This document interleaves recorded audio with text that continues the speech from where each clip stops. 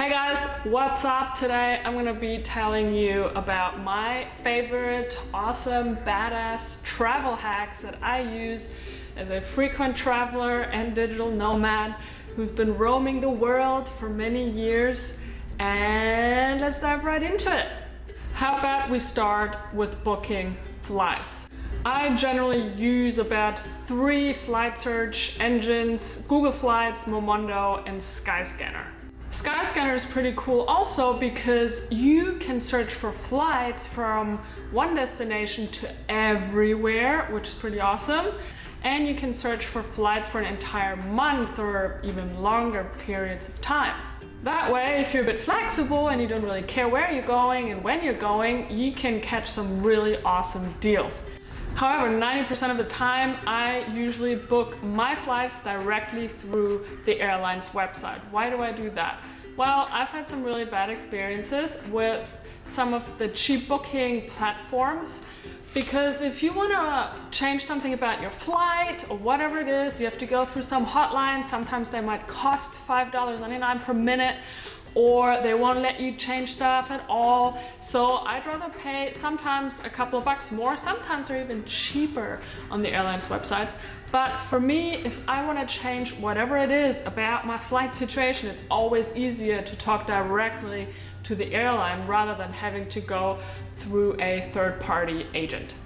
In addition, if you are indeed very flexible, I would also recommend checking out these super crazy flight deal websites where you can find airfares to all over the world from wherever you are. And sometimes they can be amazing and super cheap, but you gotta be really fast when you book them, when you find these deals, and you gotta be quite flexible. Here are 3 sites that I recommend. Let me check. Fly for Free, Secret Flying, and Flyer Talk. Check those out. I'll put all the links and everything I mentioned in this video below in the description, so definitely check that out. So because I don't necessarily just go to one location and then come back, because I don't really have a home base right now, I tend to fly with one-way tickets a lot, not always, but a lot.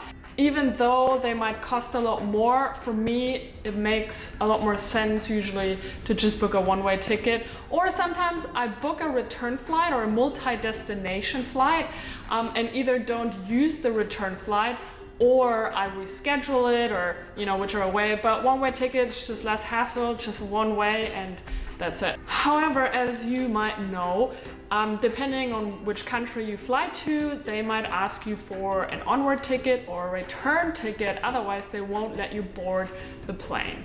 Now, there are ways to get around that. The website I use to get an onward ticket without actually having to book one and pay for one myself is flyonward.com. I know that a lot of frequent flyers, a lot of digital nomads use their website. Nothing is illegal about this. And I think it's for $9.99 you get a 24-hour valid ticket. It does exist in the system, and I think for $14.99 you get one for 48 hours. But yeah, I've used this all over the world. I usually just take a screenshot, show that at check-in, and that's it. Back in the days, actually, I used to just fake my tickets with Photoshop, to be honest. Yep, I said it, I just totally fake tickets. Once I book my ticket, I also always make sure to order a vegan meal, or if you're a vegetarian or whatever diet you have. Usually they're a little bit healthier than whatever you get on the plane as like the standard meal. So if you're more into the healthy diet, or you are indeed vegetarian or vegan, definitely always make sure to book it ahead of time, because yeah, it sucks when you don't. And I always bring snacks. You can bring a lot of stuff that's not liquid, like fruits and nuts and protein bars and whatnot. So yeah, I never go hungry. Actually, my best tip for not getting jet lag, and I did an experiment last year flying from Bali to New York. It's a very long trip, let me tell you. It's about, I think it was 36 hours, but I experimented with fasting. I did not eat for 36 hours, and I would say my jet lag improved by about 70 to 80%. And I am very prone to jet lag, so this is one of my best hacks ever. If you're worried about jet lag, fast. Do not eat. You don't have to do it for 36 hours. They say you shouldn't eat for at least 16 hours before you have your first breakfast at your destination, because that resets your inner clock when it comes to eating, and that's one of the main inner clocks that we have besides sleeping, which is more connected to sunlight. So fasting, people, it's really not easy, but it's very effective. And I've tried everything when it comes to jet lag. All right, next up, let's talk about money. I bring a handful, if not more, credit and debit cards wherever I go. I want to make sure that I always have access to money. I know people that only travel with one credit card and maybe one debit card. I'm like, are you crazy?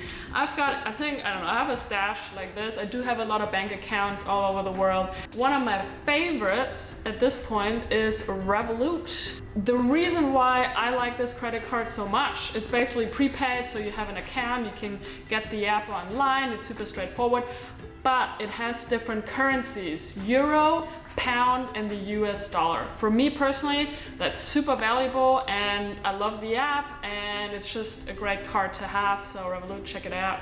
So yeah, this is just a little collection of cards that I carry around.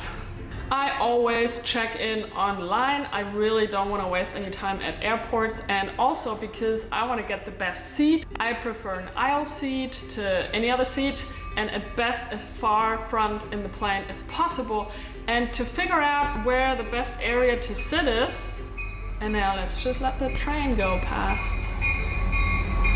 And to figure out where the best place to sit is on a plane, you can check out Seat Guru, and there's a few apps as well, but they will tell you which seats are the best ones, because I don't enjoy sitting next to crying babies or right next to the toilets, for example. So yeah, you travel and you learn. Now, I don't know if this counts as a travel hack, but I still really just want to include this in this video. I love my foldable water bottle. I also included this in my travel gadgets video that I did recently up here.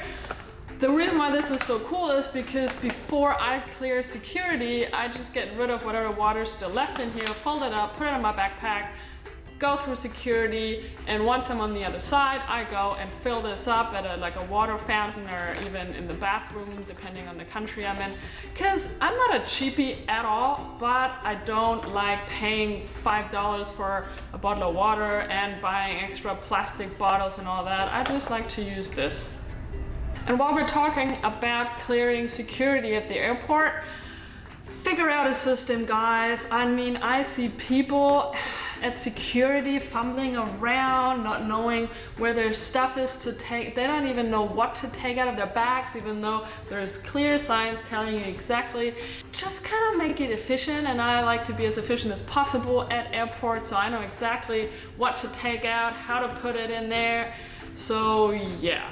Figure out your own system and just know exactly where your stuff is in your bag that you need to take out. And when I get off the plane and I'm in a country where I need to clear immigration, I make sure that once I'm off that plane, I'm power walking. I'm power walking to immigration, because you can waste a lot of time if you don't get there quick enough. Immigration, like in the States, or also like places like Thailand, Bali, wherever, can take forever, because I just want to get there and get through immigration quickly and enjoy my life.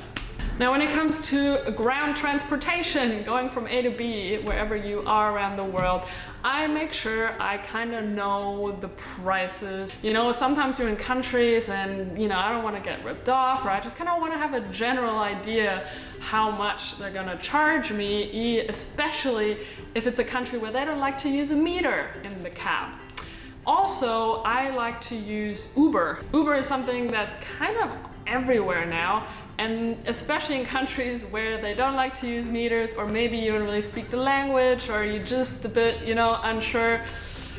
Uber, that's where it's at. A lot of the drivers speak English, or you can choose if you want to have an English-speaking driver. You know exactly how much your trip is going to cost. You don't need to have that cash exchange. So yeah, I totally love Uber. I used it a lot, for example, in Medellin. I used it in Mexico. I've used it all over Asia.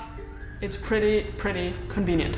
Second to last tip, once I get to my destination, one of the first things I do is I organize myself a local SIM card with 2, 4, 6, 10 gigabyte of mobile internet on it. And there is a wiki online. There's like this directory of almost all countries in the world, and there are different prepaid SIM card services and providers and the costs and which one's best or not.